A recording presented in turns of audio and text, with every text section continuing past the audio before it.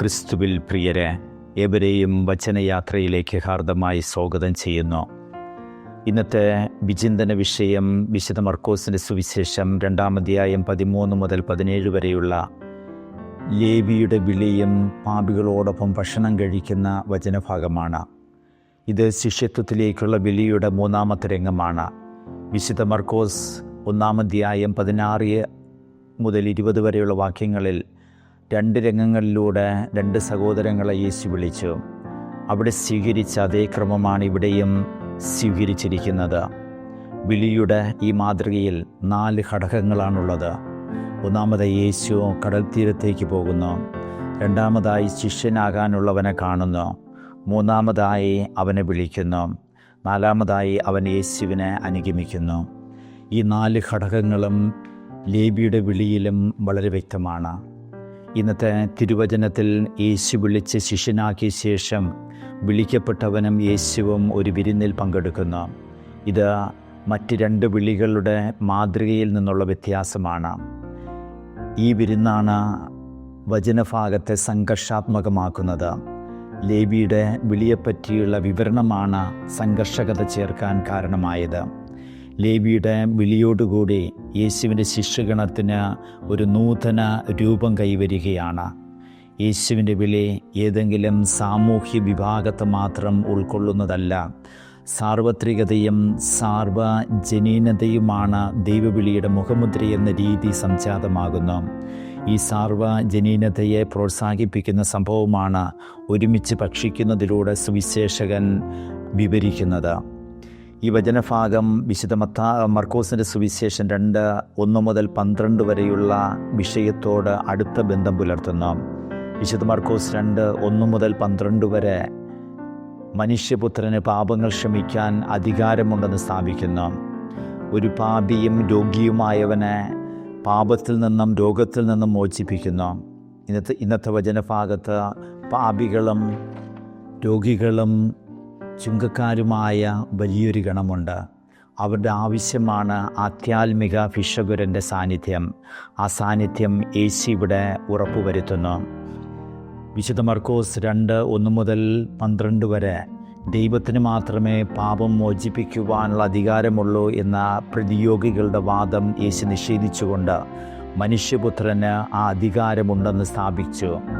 അതുപോലെ പഴയ നിയമത്തിൽ യഥാർത്ഥ ഭിഷഗ്വരൻ ദൈവം മാത്രമാണ് എന്ന് വ്യക്തമായി കാണാൻ കഴിയും. ജെറമ്യാ പ്രവാചകന്റെ പുസ്തകം 30:17 ഞാൻ നിനക്ക് വീണ്ടും ആരോഗ്യം നൽകും, നിന്റെ മുറിവുകൾ സുഖപ്പെടുത്തും എന്ന് കർത്താവ് അരുൾ ചെയ്യുന്നു. പ്രഭാഷകന്റെ പുസ്തകം 38:1 വൈദ്യനെ ബഹുമാനിക്കുക, നിനക്കവനെ ആവശ്യമുണ്ട്, കർത്താവാണ് അവനെ നിയോഗിച്ചതും എന്നും വ്യക്തമാക്കുന്നു. പഴയ നിയമത്തിൽ തന്നെ മെസ്സിയാനിക യുഗത്തിൻ്റെ സവിശേഷതയായി രോഗശാന്തി അവതരിപ്പിക്കുന്നുണ്ട്. യേശുവിലൂടെ മെസ്സിയാനിക യുഗം ആരംഭിച്ചു എന്ന സൂചനയും ഈ തിരുവചന ഭാഗം നൽകുന്നുണ്ട്. സമൂഹത്തിലെ പാപികളും അധകൃതരുമായ വിഭാഗം ആദിമസഭയിൽ അംഗത്വം സ്വീകരിച്ചതിനെ ന്യായീകരിക്കുന്ന ഒരു സംഭവമാണ് ചുങ്കക്കാരനായ ലേവിയെ യേശു തൻ്റെ ശിഷ്യനായി സ്വീകരിക്കുന്ന ഈ വചനഭാഗം. തളർവാദ രോഗിയെ സുഖപ്പെടുത്തിക്കൊണ്ട് പാപങ്ങൾ ക്ഷമിക്കുവാനുള്ള തൻ്റെ അധികാരം വ്യക്തമാക്കി യേശു പാപികളെ തേടിയിറങ്ങുന്ന ചിത്രമാണ് ഈ തിരുവചന ഭാഗം വ്യക്തമാക്കുന്നത്. യഹൂദരുടെ രാജ്യത്ത് അധിനിവേശം നടത്തി അവരെ ചൂഷണം ചെയ്തുകൊണ്ടിരുന്ന റോമാക്കാർക്ക് വേണ്ടി ചുങ്കം പിരിച്ചു കൊടുത്തിരുന്ന ചുങ്കക്കാരെ യഹൂദർ അങ്ങേയറ്റം വെറുത്തിരുന്നു.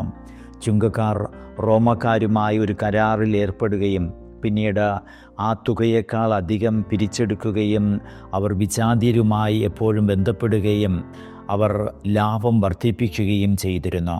ചുങ്കക്കാരെ പാപികൾ എന്നാണ് ഫരിസയർ മുദ്രകുത്തിയിരിക്കുന്നത്. യഹൂദ ഗ്രന്ഥമായ മിഷ്നയിൽ ചുങ്കക്കാരെ കൊള്ളക്കാർ, കള്ളന്മാർക്കൊപ്പമാണ് കൂട്ടിയിരിക്കുന്നത്. ഗലീലി റോമിൻ്റെ നേരിട്ടുള്ള ഭരണത്തിലായിരുന്നതിനാൽ ഹെറോദേസ് അന്തിപ്പാസിൻ്റെ ഉദ്യോഗസ്ഥനായിരുന്നു ലേവി. പണസമ്പാദനത്തിനായി യഹൂദരെ തള്ളിപ്പറഞ്ഞ പണത്തിനടിമയായ മനുഷ്യനായി ലേവിയെ യഹൂദർ വീക്ഷിച്ചിരുന്നു. യേശുവിൻ്റെ വിളിയുടെ മുന്നിൽ ലേവിയുടെ സമ്പത്തിനോടുള്ള ആഗ്രഹങ്ങൾ തകർന്നു വീണു. അവൻ എഴുന്നേറ്റ് യേശുവിനെ അനുഗമിച്ചു. മീൻപിടുത്തം ഉപേക്ഷിച്ച് യേശുവിനെ അനുഗമിച്ച ആദ്യ ശിഷ്യർക്ക് തിരിച്ചു ചെന്ന മീൻപിടുത്തം പുനരാരംഭിക്കാൻ സാധ്യതയുണ്ടായിരുന്നു. അവർ അപ്രകാരം ചെയ്തിട്ടുണ്ട്. എന്നാൽ ചുങ്കം പിരിവെന്ന ഉദ്യോഗം ഉപേക്ഷിച്ച ലേവിക്ക് അത് തിരിച്ച് കിട്ടില്ലായിരുന്നു. ഒരിക്കലും അതിന് അവൻ പരിശ്രമിച്ചിട്ടുമില്ല.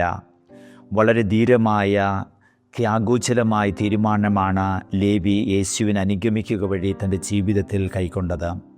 അനുഗമിക്കുക എന്നത് പാദങ്ങളുടെ പ്രവൃത്തി എന്നതിനേക്കാൾ ഹൃദയത്തിൻ്റെ പ്രവർത്തനമാണ്. ഒരു ജീവിത രീതിയുമാണിത്.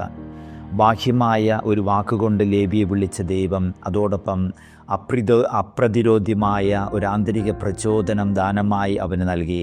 തന്മൂലം ലേവി യേശുവിനെ അനുഗമിച്ചു. യേശുവിനായി വിരുന്നൊരുക്കി.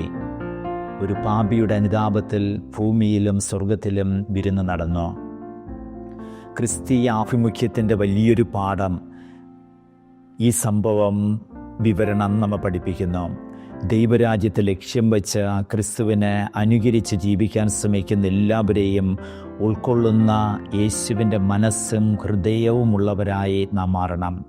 പാപികളും പുണ്യവാന്മാരും നീതിമാന്മാരും നീതിരഹിതരുമെന്ന വേർതിരിവ് ഉണ്ടാകാൻ പാടില്ല. എല്ലാവരെയും ഉൾക്കൊള്ളുന്ന അപരനിലേക്ക് ഇറങ്ങിച്ചെല്ലുന്ന വിശാല ഹൃദയത്തിന് ഉടമകളാകണം. കാരണം ദൈവം എല്ലാവരെയും സ്നേഹിക്കുന്നു. മറ്റുള്ളവരുടെ കുറവുകളിലേക്ക് നോക്കാതെ അവരെ നന്മയിലേക്ക് നയിക്കുന്നു. യേശു ലേവിയെ നയിച്ചതുപോലെ പാപത്തെ വെറുക്കുവാനും പാപികളെ സ്നേഹിക്കുവാനും നമുക്കും കഴിയണം. ദൈവം നമ്മെ അനുഗ്രഹിക്കട്ടെ.